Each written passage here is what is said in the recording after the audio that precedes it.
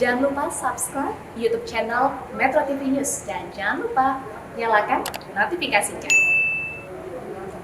Ya, pemirsa, itulah 3 dari sejumlah kasus anak gugat orang tua di awal tahun 2021. Mengapa semakin banyak anak yang tega menggugat orang tua ke ranah hukum? Kita langsung membahasnya bersama dengan Deddy Mulyadi, Wakil Ketua Komisi 4 DPR yang melakukan mediasi sejumlah kasus anak gugat orang tua. Dan juga ada Mbak Sani Budiantini Hermawan, psikolog keluarga. Mbak Sani dan juga Kang Deddy, selamat pagi. Ya, selamat pagi. Ya, saya langsung ke Mbak Sani dulu. Mbak Sani, ada sejumlah kasus di awal tahun ini di mana anak menggugat orang tuanya sendiri. Ini kalau dari ilmu psikologi sendiri penjelasannya seperti apa, Mbak Sani? Ya, memang ini memprihatinkan sekali ya, di mana kalau urusannya uang itu biasanya jadi emosional begitu ya. Lebih banyak emosinya ketimbang berpikir bijak atau berpikir dingin begitu. Memang dari ilmu psikologi sebenarnya ketika seseorang menyelesaikan suatu konflik atau masalah, ini menduduki tingkat kecerdasan yang paling kompleks ya, di mana berbagai macam faktor masuk di dalamnya termasuk adalah kontrol diri ya. Nah, oleh karena itu ketika seseorang misalnya tadi tidak terima dan kemudian lebih emosional ya, akhirnya ibu atau orang tua sendiri bisa dituntut begitu. Dan inilah yang menurut saya tidak mengedepankan hati nurani ya, tidak mengedepankan niat baik ya, karena menurut saya jalur hukum itu memang ada, tapi ketika sudah tidak bisa lagi dipakai jalan damai atau musyawarah untuk mufakat begitu. Tapi kenapa kemudian kok bisa sampai ke ranah hukum? Biasanya kan kalau dalam permasalahan keluarga kan biasa diomongin baik-baik gitu ya. Tapi kenapa kok seorang bisa masuk langsung ke ranah hukum itu? Apakah karena ada permasalahan lain dalam keluarganya sendiri? Ataukah ada masa lalu mungkin yang bisa terjelaskan dalam teori-teori psikologi atau seperti apa, Mbak Sani? Ya, memang ini bisa sekali ya, berbagai macam faktor ini menjadi motif ya akhirnya menjadi masuk ranah hukum begitu. Memang kalau kita lihat ada hubungan yang baik, hubungan harmonis ya antara sesama anggota keluarga termasuk anak dan orang tua, rasanya sulit ya untuk seseorang anak tuh tega begitu menuntut orang tuanya. Namun bisa saja kalau kita lihat di masa lalu memang ada sesuatu hal yang tidak diterima atau ada mungkin anak itu sendiri merasa dendam ya atau tadi orang tua sendiri tidak bisa dekat dengan anak ya, ini membuat akhirnya menjadi bom waktu begitu, ketika ada trigger akhirnya menjadi pecah masalahnya seperti ini. Kalau kita lihat sebenarnya bagaimana anak menyelesaikan masalah juga tergantung bagaimana orang tua menyelesaikan masalah. Apalagi di sini kan banyak keluarga muda mungkin ya, yang mana anak-anaknya masih kecil-kecil gitu ya, yang dimana saya harapkan orang tua menjadi role model begitu sehingga anak juga terbiasa bagaimana menyelesaikan suatu masalah dengan bijak. Ketika orang tua juga suka emosional ya biasanya anak juga meniru begitu. Namun demikian menurut saya tidak dibenarkan juga seorang anak kemudian mengatasnamakan masa lalu akhirnya kemudian membuat suatu keputusan yang menurut saya secara emosional ini begitu. Karena bagaimanapun juga ketika kita sudah dewasa, kita memiliki tanggung jawab sendiri untuk membuat suatu keputusan. Kita berdasarkan akal dan hati nurani, kita bisa menyelesaikan masalah dengan win-win solution. Dan kita perlu memaklumi lah bahwa orang tua mungkin ada hilaf, mungkin orang tua ada salah. Dan di sini juga perlunya dukungan keluarga. Nah, masalahnya kadang-kadang support keluarga tidak didapatkan dan bahkan banyak yang memprovokasi. Akhirnya kasus ini malah menjadi melebar dan masuk ke ranah hukum. Baik, Kang Deddy melakukan pendampingan ya terhadap beberapa kasus di mana kemudian anak menggugat orang tua. Nah, kalau dari Kang Deddy sendiri melihatnya ini masalah emosi biasa saja, emosional saja, reaktif saja, sebenarnya bisa dimediasi gitu atau seperti apa sih, Kang Deddy? Ya, saya kan nanganin udah bukan baru ya, sudah lama. Sejak yang Garut dulu di mana ibu, anak dan menantu menggugat ibunya. Kemudian di Bandung dulu anak melaporkan ibunya sehingga di Polda, tapi semuanya selesai lah. Nah kemudian yang di Demak, kemudian yang di Sumatera, kedua-duanya agak mirip. Miripnya apa? Itu lebih disebabkan karena konflik ketidakharmonisan yang berujung perceraian antara ibu dan ayahnya. Nah, kemudian berdampak pada sebuah kekecewaan terhadap anak-anaknya. Nah, kekecewaan itu akumulasi pada dirinya yang melahirkan rasa ketidaksukaan terhadap apa yang dilakukan oleh orang tuanya. Nah, ketidaksukaan itu ada dua hal. Yang pertama adalah ketidaksukaan, kemudian karena ada dianggap kekerasan fisik, yang pada akhirnya juga ujungnya damai. Kalau yang di Semarang itu juga ketidaksukaan karena ada penguasaan sebuah materi, yaitu mobil Fortuner itu. Tetapi sebenarnya kalau kita tanya dari hati ke hati, mereka juga sebenarnya ujungnya tidak tega melakukan itu dan ujungnya damai. Karena yang di Demak juga sudah damai, yang di Semarang insya Allah 2 langkah lagi juga. Gitu. Nah, kemudian kalau yang di Kota Bandung itu lebih didasarkan pada aspek yang bersifat material. Penguasaan material karena jumlah anak yang banyak.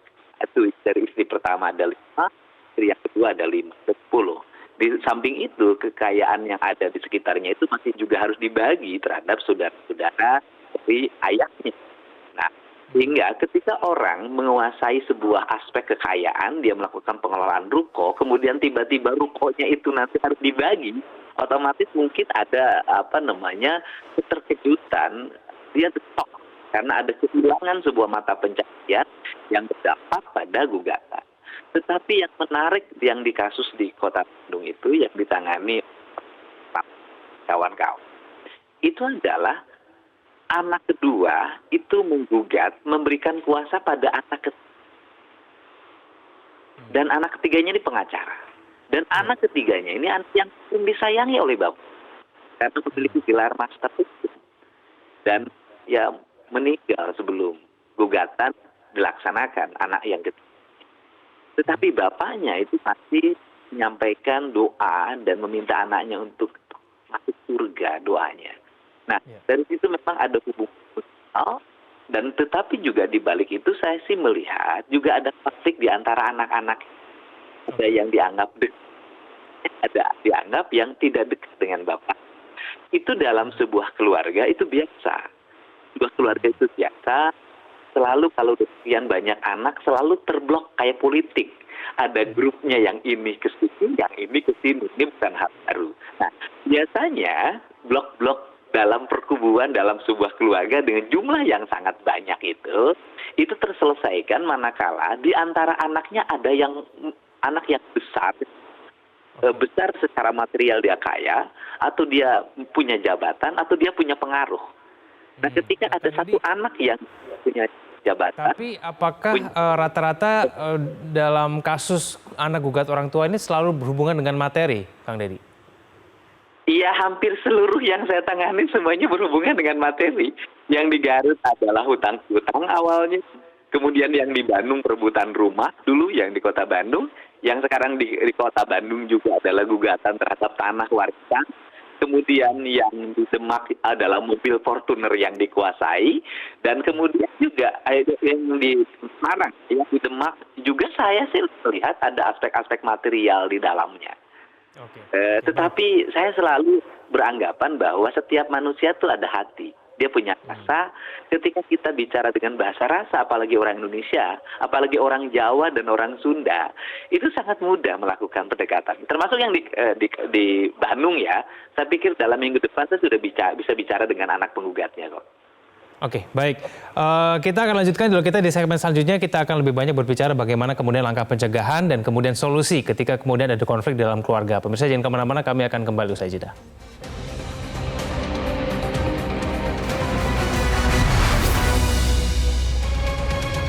Kembali kita lanjutkan dialog kita, masih berbicara mengenai bagaimana sejumlah kasus anak menggugat orang tuanya sendiri. Saya ke Mbak Sani. Mbak Sani, cara kita untuk mencegah ya terjadinya konflik keluarga yang kemudian berujung kepada ranah pengadilan itu seperti apa?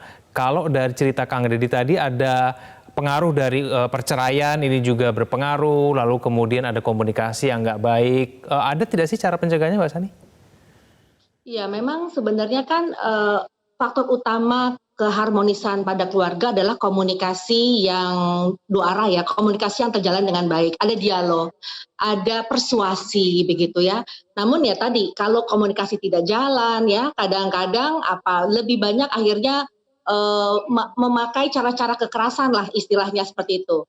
Dan di sini kalau saya lihat memang faktor pemicunya bisa banyak ya. Salah satunya tadi kedekatan masa kecil ya, atau tadi ada unsur merasa tidak fair atau ada ketidakadilan ya, dan sakit hati mungkin ada kekecewaan ya, banyak sekali begitu.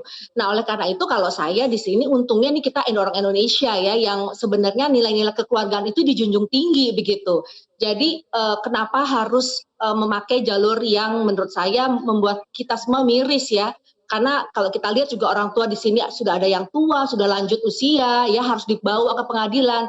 Rasanya kita yang menonton itu juga tidak tega begitu. Dan mudah-mudahan justru kasus ini membuat banyak orang yang punya potensi masalah yang sama, ini bisa urung diri dan bisa mengkontrol diri dan mengendalikan diri gitu. Dan ini bagus sekali media juga punya peran penting dalam hal ini untuk membuat kita semua yang melihat mengedepankan dialog, diskusi ya tanpa harus unjuk gigi di dalam ruang pengadilan begitu. Karena biasanya ranah hukum itu dipakai untuk unjuk kekuasaan, bahwa saya punya kekuasaan, bahwa saya punya power. Nah itu sebenarnya dipakai secara psikologis untuk menakut-nakuti atau mengancam orang yang dituju begitu, walaupun itu adalah orang tua sendiri.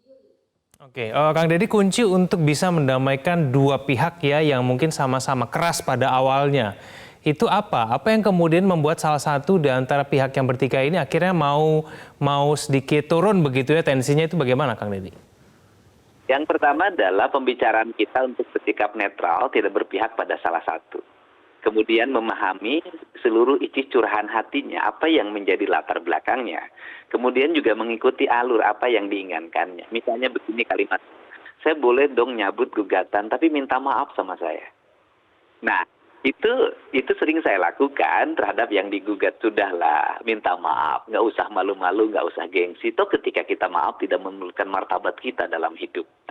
Ini yang sering saya lakukan. Nah yang berikutnya juga tentunya kita juga harus memiliki kekuatan untuk mengadvokasi mereka apabila di antara mereka ada yang mengalami problem-problem ekonomi yang lagi parah. Ini juga harus bisa.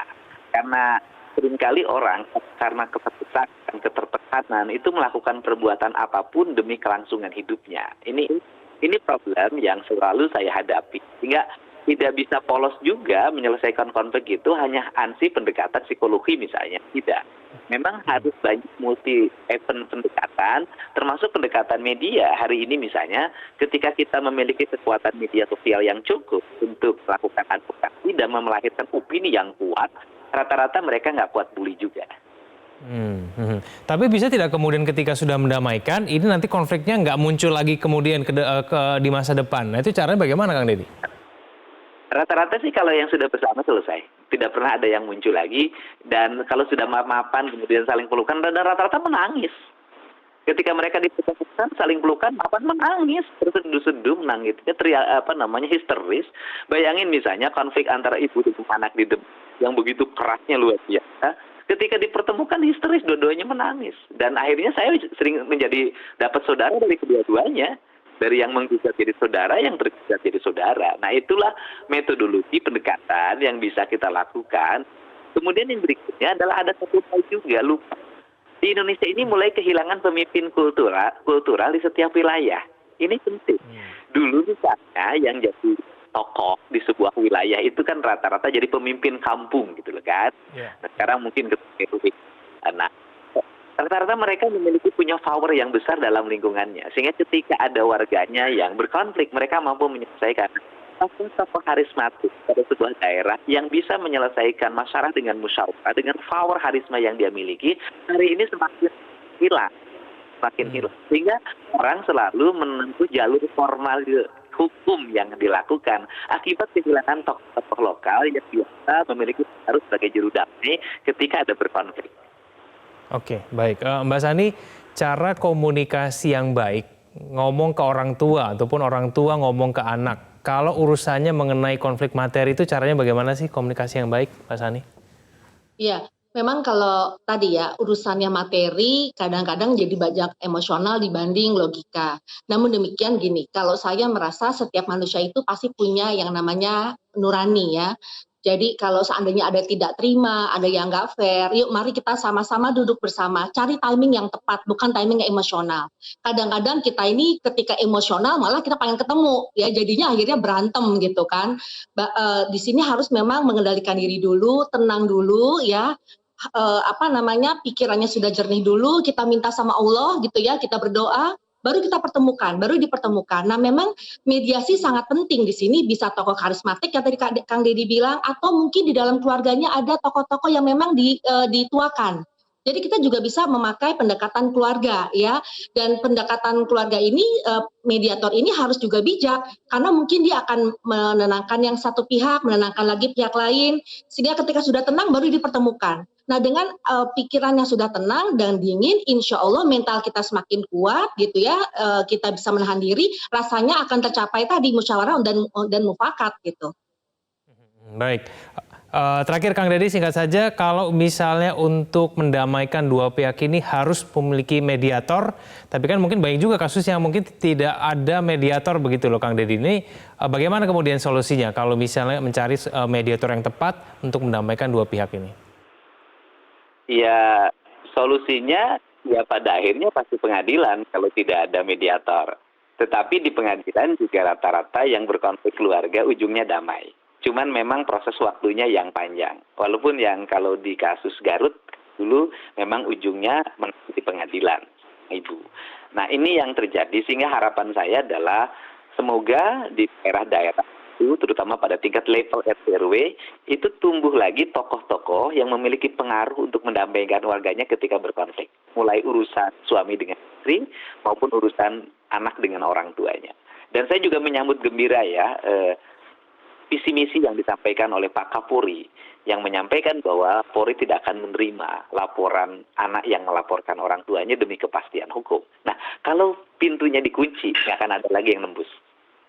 Oke, baik. Kang Deddy Mulyadi, Mbak Sani Budiantini, terima kasih telah bergabung bersama kami di Metro Pagi Prime Time. Selamat pagi.